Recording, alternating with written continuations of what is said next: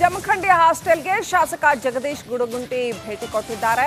Hostel ಸಿಬ್ಬಂದಿಯನ್ನ ತರಾಟೆಗೆ ತೆಗೆದುಕೊಂಡಿದ್ದಾರೆ ಶಾಸಕ ಮತ್ತು ಎಸಿ ಕೂಡ ಭೇಟಿ ಕೊಟ್ಟಿದ್ದಾರೆ. ಭರತ ಗ್ರಾಮೀಣ ಅಭಿವೃದ್ಧಿ ಸಂಸ್ಥೆಯ ಮಹಿಳಾ ಹಾಸ್ಟೆಲ್ ಇದು. ಈ ಹಾಸ್ಟೆಲ್ನಲ್ಲಿ ಹಾಸ್ಟೆಲ್ ಮೇಟ್ಸ್ ಯಾರೆಲ್ಲ ಇದ್ದಾರೆ ಅಲ್ಲಿ ವಾಸ ಮಾಡ್ತಾ ಇರ್ತಕ್ಕಂಥವ್ರು ಸಾಕಷ್ಟು ಕಷ್ಟಪಡಬೇಕಾಯಿತು. ಮಳೆ ನೀರು ನಿಂತು ಅಲ್ಲಿ ವಸ್ತುಗಳೆಲ್ಲ ಒದ್ದೆ ಆಗಿ ಅಲ್ಲಿ ಮಲಗೋಕ್ಕೂ ಆಗದೆ ತುಂಬ ಪರದಾಟ ಆಯಿತು. ನೋಡ್ತೀನಿ ಹೆಂಗೆ ಮಾಡ್ತೀನಿ ನೋಡಿದ್ರೆ ನಾನು ಒಟ್ಟು ನಾಳೆ ಮಕ್ಕಳು ಒಟ್ಟು ಬೇರೆ ಕಳಿಸ್ಕೊಡ್ರು ಗೊತ್ತಾಗೋದ್ರಿ ಎಷ್ಟು ಮೋಸ್ತನ ಅಲ್ಲೇ ಹೆಣ್ಣು ಹುಡುಗ್ಯಾರ ಅಲ್ಲೇ ಗಂಡು ಹುಡುಗ್ಯಾರ ಸಂಡಾಸ್ ಒಂದೇ ಬಾತ್ರೂಮ್ ಏನ್ ಮಾಡಕ್ ಮಾಡ್ರಿ ನೀವೆಲ್ಲ ಅದನ್ನ ನಿಮ್ ಕಡೆ ಚಂದ ನೋಡ್ಕೊಳಾಗ್ಲಿಕ್ಕಂದ್ರ ಬಿಟ್ಟು ಬಿಡೋಕಿಂತಾವ್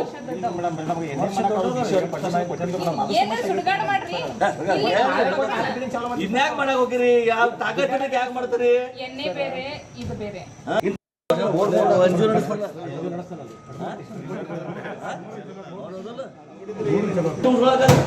ನಡೆಸಿರಿ ನೀವು ಸಲ ನೀರು ಬಂದವು ಮಕ್ಕಳು ಎಲ್ಲ ಪುಸ್ತಕ ಎಲ್ಲ ನೀರಾಗದವು.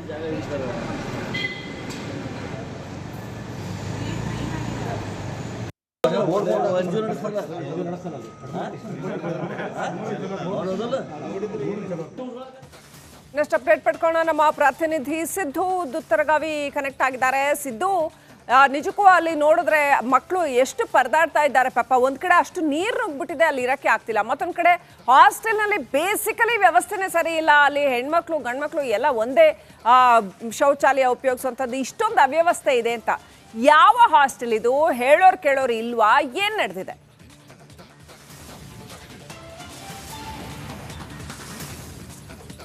ಶ್ರೀಲಕ್ಷ್ಮಿ, ಏನು ಜಮಖಂಡಿಯಲ್ಲಿ ನಿನ್ನೆ ಧಾರಾಕಾರ ಮಳೆಯಿಂದಾಗಿ ಸಾಕಷ್ಟು ಒಂದು ಅನಾಹುತಗಳು ಸೃಷ್ಟಿಯಾಗಿವೆ.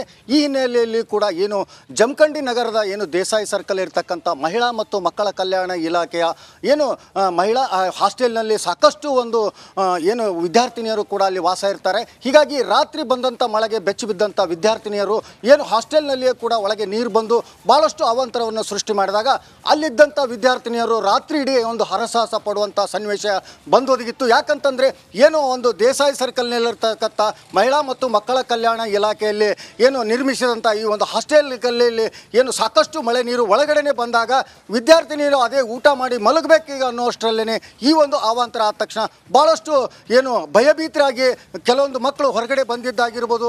ಜೊತೆಗೆ ತಮ್ಮ ಲಗೇಜ್ಗಳನ್ನು ಕೂಡ ತಗೊಳ್ಳಾರ್ದೇ ಕೆಲವೊಂದು ಮಕ್ಕಳು ಹೊರಗಡೆ ಓಡಿ ಬಂದಿದ್ದಾರೆ. ಇನ್ನುಳಿದಂಥವರು ಕೂಡ ಸಾಕಷ್ಟು ಅಲ್ಲಿ ಸಿಬ್ಬಂದಿಯೂ ಕೂಡ ಯಾರೂ ಇಲ್ಲ ಅಂತನ್ನುವಂಥ ಮಾತು ಕೇಳಿ ಬರ್ತಾ ಇದೆ. ಜೊತೆಗೆ ಹಾಸ್ಟೆಲ್ನ ವಾರ್ಡನ್ ಮುಖ್ಯವಾಗಿ ಹಾಸ್ಟೆಲ್ನಲ್ಲಿ ಇರಬೇಕಾಗುತ್ತೆ. ಆದರೆ ಹಾಸ್ಟೆಲ್ನಲ್ಲಿ ವಿದ್ಯಾರ್ಥಿನಿಯರು ಹೇಳ್ತಾರೆ ಏನು ಇಲ್ಲಿ ವಾರ್ಡನ್ನೇ ಇರೋದಿಲ್ಲ ಅಂತ ಅನ್ನುವಂಥ ಮಾತನ್ನು ಕೂಡ ಕೇಳಿ ಬಂದಿದೆ.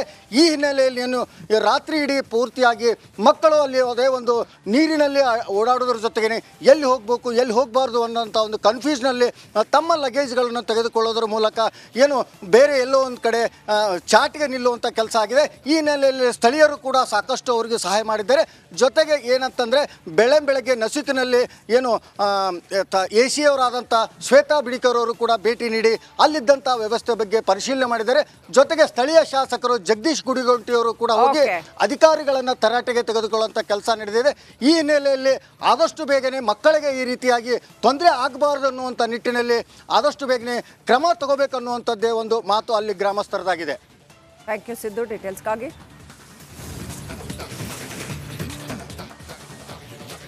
ವಿಜಯಪುರದಲ್ಲಿ ಮಳೆ ಅವಾಂತರಗಳ ಸರಮಾಲೆಯನ್ನೇ ಸೃಷ್ಟಿಸಿದೆ.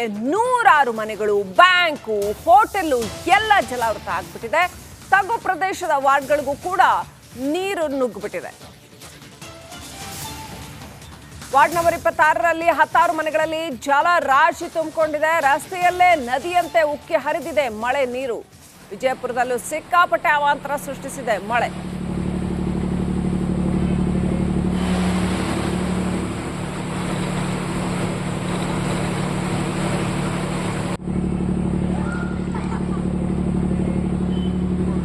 ನೀನು ಮಳೆಗಾಲ ಮುಗಿದು ಚಳಿಗಾಲ ಆರಂಭ ಆಗುತ್ತೇನೋ ಅನ್ನೋ ಹಂತಕ್ಕೆ ಬಂದರೂ ಕೂಡ ಇನ್ನೊಂದೆರಡು ತಿಂಗಳು ಅಷ್ಟರಲ್ಲಿ ಕಂಪ್ಲೀಟ್ ಮಳೆ ಸ್ಟಾಪ್ ಆಗುತ್ತೆ ಅಂತ ನಾವು ಅಂದ್ಕೋತಾ ಇದ್ದರೆ ಮಳೆ ಮತ್ತೆ ಭರ್ಜರಿಯಾಗಿ ಸುರಿದು ಅವಾಂತರಗಳನ್ನು ಸೃಷ್ಟಿ ಮಾಡ್ತಾನೆ ಇದೆ. ಈಗ ವಿಜಯಪುರದಲ್ಲೂ ಮಳೆ ಅವಾಂತರಗಳು ನೋಡ್ತಾ ಇದ್ರೆ ಎಷ್ಟು ದೊಡ್ಡ ಪ್ರಮಾಣದಲ್ಲಿ ಅಲ್ಲಿ ನೀರು ನಿಂತಿದೆ ಅಂತ. ಕೆಸರು ನೀರು ಕೊಳಚೆ ನೀರಾಗ್ಬಿಡತ್ತದು. ಒಂದು 2 ದಿನ ಹಾಗೆ ನಿಂತುಬಿಟ್ರೆ ಬಹಳ ಕಷ್ಟ ಆಗುತ್ತೆ.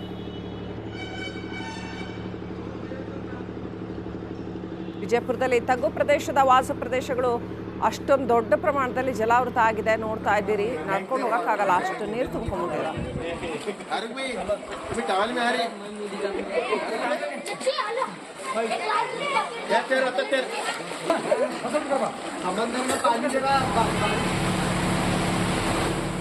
ಜನ ಎಲ್ಲ ಪರದಾಡ್ತಾ ಇದ್ದಾರೆ. ಅಲ್ಲೇನು ಖಾಲಿ ಮಾಡ್ಸೋಕ್ಕೂ ಬರಲ್ಲ, ಹಂಗೆ ನೀರು ತುಂಬ್ಕೊಂಡ್ಬಿಟ್ಟಿದೆ. ಸಾಕಷ್ಟು ದೊಡ್ಡ ಪ್ರದೇಶದಲ್ಲಿ ನೀರು ತುಂಬ್ಕೊಂಡ್ಬಿಟ್ಟಿದೆ. ಏನಾಗುತ್ತೆ ಕಾದು ನೋಡಬೇಕು. ಮನೆ, ಬ್ಯಾಂಕು, ಹೋಟೆಲು ಎಲ್ಲ ಜಲಾವೃತ ಆಗಿದೆ. ವಿಜಯಪುರದಲ್ಲಿ ಮಳೆ ಸೃಷ್ಟಿಸಿರ್ತಕ್ಕಂಥ ಅವಾಂತರ. ಜಿಲ್ಲಾಡಳಿತ ಅಲ್ಲಿ ಜನರನ್ನ ಬೇರೆ ಕಡೆಗೆ ಸಾಗಿಸೋಂಥ ಕೆಲಸ ಏನಾದರೂ ಮಾಡುತ್ತಾ ನೋಡಬೇಕು. ಒಟ್ಟಲ್ಲಿ ನಿನ್ನೆ ಸುರಿದಿರ್ತಕ್ಕಂಥ ಮಳೆಗೆ ಸಿಕ್ಕಾಪಟ್ಟೆ ಈ ತಗ್ಗು ಪ್ರದೇಶದ ಬಡಾವಣೆಗಳೆಲ್ಲ ಜಲಾವೃತ ಆಗಿದೆ.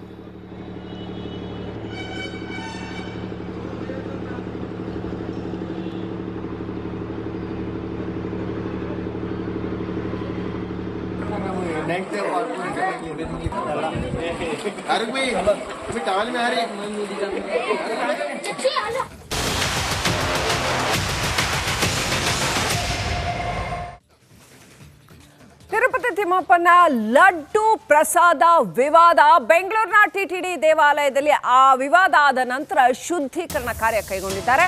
ಬೆಳಗ್ಗೆ 10:30ಯಿಂದ ಸಂಜೆ 4:15ವರೆಗೂ ಕೂಡ ಶುದ್ಧಿ ಕಾರ್ಯ ಮಾಡಿದ್ದಾರೆ. ಈ ವೇಳೆ ತಿಮ್ಮಪ್ಪನ ದರ್ಶನಕ್ಕೆ ಅವಕಾಶ ಇಲ್ಲ. ಸಂಜೆ 6:30 ನಂತರ ಎಂದಿನಂತೆ ದರ್ಶನಕ್ಕೆ ವ್ಯವಸ್ಥೆ ಮಾಡಲಾಗುತ್ತೆ. ಸಂಜೆ 6 ಗಂಟೆ ಬಳಿಕ ಲಡ್ಡು ವಿತರಣೆ ಕೌಂಟರ್ ಓಪನ್ ಆಗುತ್ತೆ. ಇವತ್ತು ಬೆಳಗ್ಗೆಯಿಂದಾನೇ ಬೆಂಗಳೂರಿನ ಟಿಟಿಡಿನಲ್ಲೂ ಕೂಡ ಶುದ್ಧೀಕರಣ ಕಾರ್ಯ ಆರಂಭ ಆಗಿದೆ. ಲಡ್ಡು ಪ್ರಸಾದ ವಿತರಣೆಯ ವಿವಾದ ಆಗ್ತಾ ಇದ್ದ ಹಾಗೇನೆ ಶುದ್ಧೀಕರಣ ಕಾರ್ಯ ಆರಂಭ ಆಗಿದೆ. ನೆಕ್ಸ್ಟ್ ಅಪ್ಡೇಟ್ ಪಡ್ಕೊಳ್ಳೋಣ. ಪ್ರತಿನಿಧಿ ವೀರೇಶ್ ಕನೆಕ್ಟ್ ಆಗಿದ್ದಾರೆ ದೇವಸ್ಥಾನದ ಹತ್ತಿರದಿಂದ. ವೀರೇಶ್, ಯಾವ ರೀತಿಯಲ್ಲಿ ಶುದ್ಧೀಕರಣ ಕಾರ್ಯ ನಡೆದಿದೆ? ಇದಕ್ಕೂ ಲಡ್ಡು ಪ್ರಸಾದ ವಿತರಣೆಗೂ ಸಂಬಂಧ ಇದೆಯಾ? ಅರ್ಚಕರು ಏನು ಹೇಳ್ತಾರೆ? ದೇವಸ್ಥಾನದ ಆಡಳಿತ ಮಂಡಳಿ ಏನು ಹೇಳ್ತಾ ಇದೆ? ಶ್ರೀಲಕ್ಷ್ಮಿ 27-28ರಂದು ಪವಿತ್ರೋತ್ಸವ ನಡೆಯುತ್ತೆ. ಹೀಗಾಗಿ ಏನಾದರೂ ದೋಷ ಕಂಡು ಬಂದರೆ ಶುದ್ಧೀಕರಣ ಮಾಡಲಾಗತ್ತೆ. ಹೀಗಾಗಿ ತಿರುಪತಿ ತಿಮ್ಮಪ್ಪನ ದೇವಸ್ಥಾನದಲ್ಲಿ ನಿನ್ನೆ ಶುದ್ಧೀಕರಣ ಮಾಡಾಯಿತು. ಯಾಕಂದರೆ ತಿರುಪತಿಯ ಲಾಡಿನಲ್ಲಿ ಪ್ರಾಣಿಯ ಕಬ್ಬಿನ ತುಪ್ಪವನ್ನು ಬಳಸಿದ್ರೆಂಬ ಒಂದು ಆರೋಪ ಅಲ್ಲಿನ CM ಚಂದ್ರಬಾಬು ನಾಯ್ಡು ಅವರು ಮಾಡಿದರು. ಈ ಹಿನ್ನೆಲೆಯಲ್ಲಿ ನಿನ್ನೆ ಶುದ್ಧೀಕರಣ ತಿರುಪತಿ ದೇವಸ್ಥಾನದಲ್ಲಿ ಆಯಿತು. ಇದೀಗ ಮಲ್ಲೇಶ್ವರಂನ TTD ದೇವಸ್ಥಾನದಲ್ಲಿ ಸಹ ಏನು ಶುದ್ಧೀಕರಣ ಮಾಡಲಾಗ್ತದೆ. 27 ಮತ್ತು 28ರಂದು ಪವಿತ್ರೋತ್ಸವ ನಡೆಯುತ್ತೆ, ಹೋಮ ಹವನ ನಡೆಯುತ್ತೆ. ಹೀಗಾಗಿ ಏನಾದರೂ ದೋಷವಿದ್ದರೆ ಶುದ್ಧೀಕರಣ ಮಾಡಲಾಗುತ್ತೆ. ಹೀಗಾಗಿ ಲಡ್ಡಿನಲ್ಲಿ ಒಂದು ಪ್ರಾಣಿಯ ಕೊಬ್ಬಿನ ತುಪ್ಪ ಆರೋಪದ ಬೆನ್ನಲ್ಲಿ ಈಗ ಶುದ್ಧೀಕರಣ ಆಗ್ತಿದೆ. ಒಳಗಡೆ ಸುಮಾರು ಅರ್ಚಕರಿಂದ ಶುದ್ಧೀಕರಣ ಮಾಡ್ತಿದ್ರೆ